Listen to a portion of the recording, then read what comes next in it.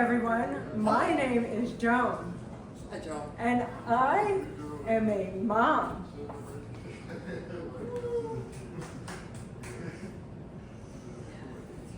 Of a dog and 3 wonderful adult children. But not my husband, who has repeatedly reminded me, "You're not my mother." But that's a story for another day. I love my kids, I love my husband, and I love my dog.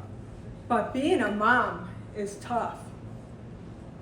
We got our dog about 4 years ago, and I was not prepared, as I was raised with cats and not dogs.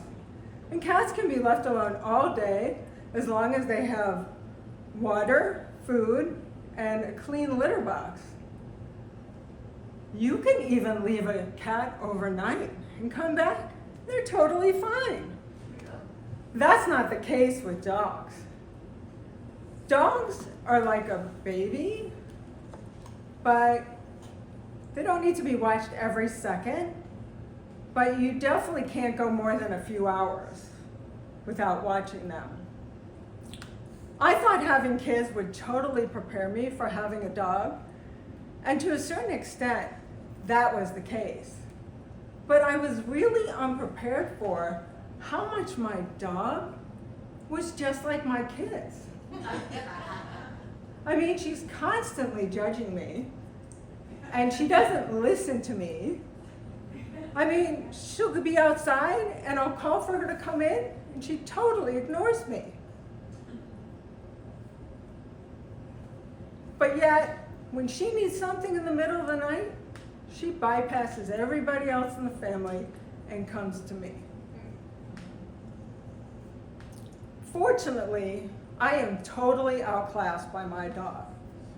She is pretty and sweet to others.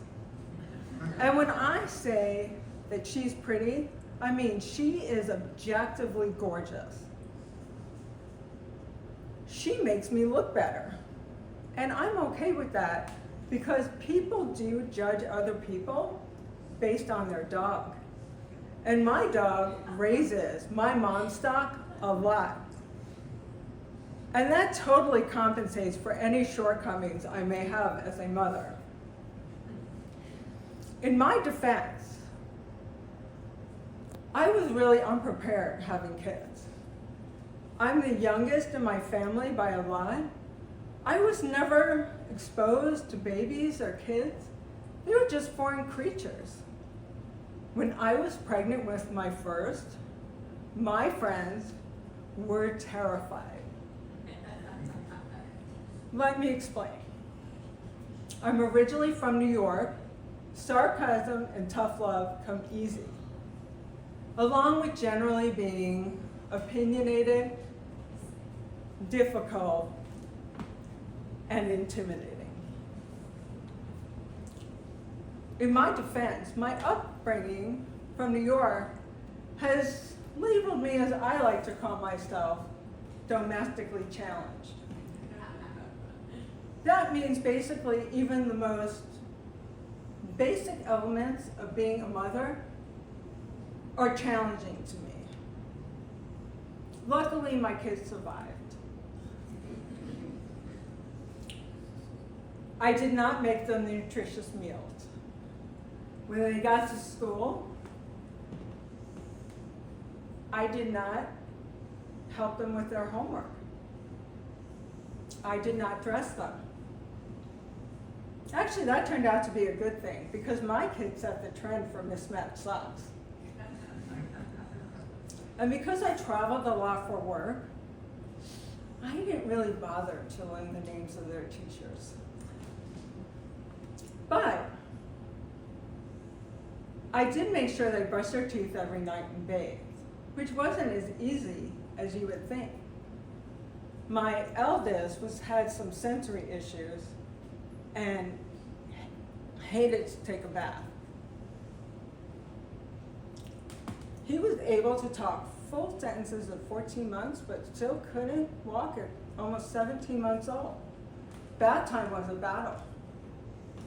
One time, I'd finally gotten him into the shower after he's kicking and screaming, and he turns to me and he goes, "You're scarring me for life." Well, I got down into his 5-year-old little face and let him know, "I will scar you in many ways. This is not one of them." I tried to do crafts with my kids once. I got a big pack of multicolored construction paper, childproof scissors, glue, glitter, markers, crayons, little pom-poms and stickers, threw it all on the kitchen table. I said, "Enjoy, make your masterpieces."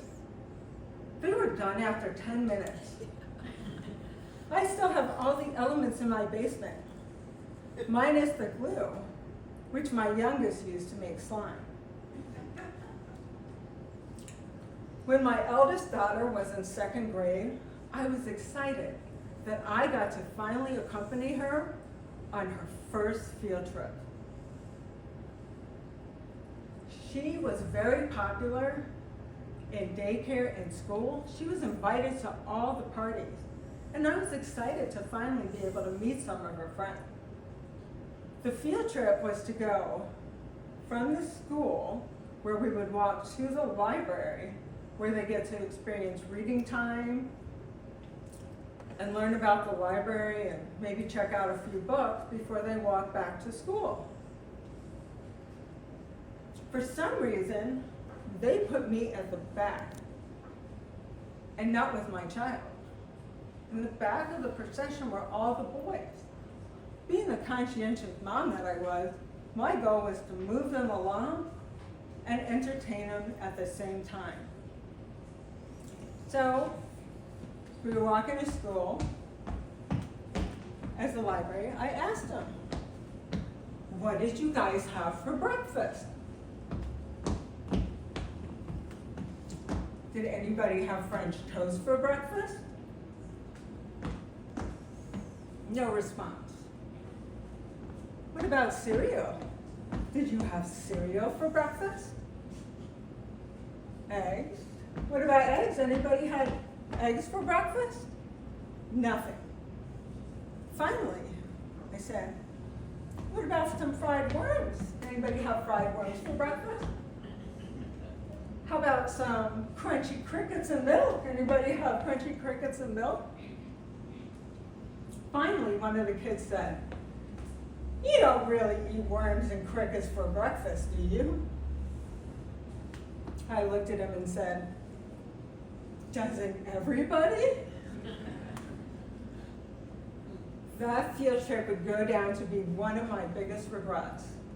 All the kids thought we ate bugs for breakfast, and my daughter was uninvited to every party and not invited to any birthday parties thereafter. She banned me from any future field trips. I felt horrible. Not long after that, my kids let me know exactly what they thought of my parenting skills. It was Mother's Day, and my eldest son kept going around the house, pointing at me, going, "You're fired. You're fired. You're fired." As though he was Donald Trump on the show The Apprentice. My eldest daughter, being 4 at the time, she kept trying to shove me out the front door and close the door on me. That was the best Mother's Day ever. At one point, I was traveling a lot internationally for work. And it turned out my kids were calling me part-time mom behind my back. Well, when I found out what they were calling me, I decided to set the record straight. I let them know that I was a full-time mom with part-time hours. They were not impressed.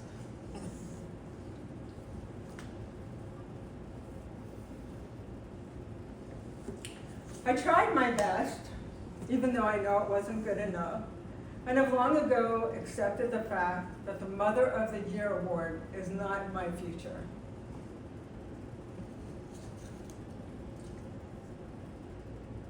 After 5 years of good behavior, my eldest daughter finally let me go on another field trip.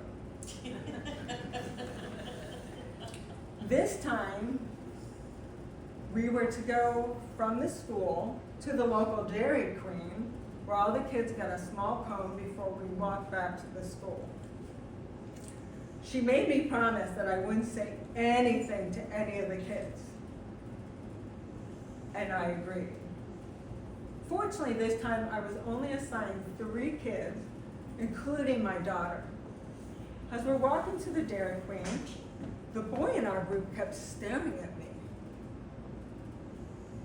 Strange kid, I thought. We finally got our ice cream and we're heading back before he finally spoke. And he goes, "I remembered you." He's like, "You're the bug lady." As I said, my kids are grown. My dog is not. She's fortunate to get the mom that my kids never got, a stay-at-home parent who makes all her meals. Fortunately, there are no field trips to navigate. Yeah. Thank you.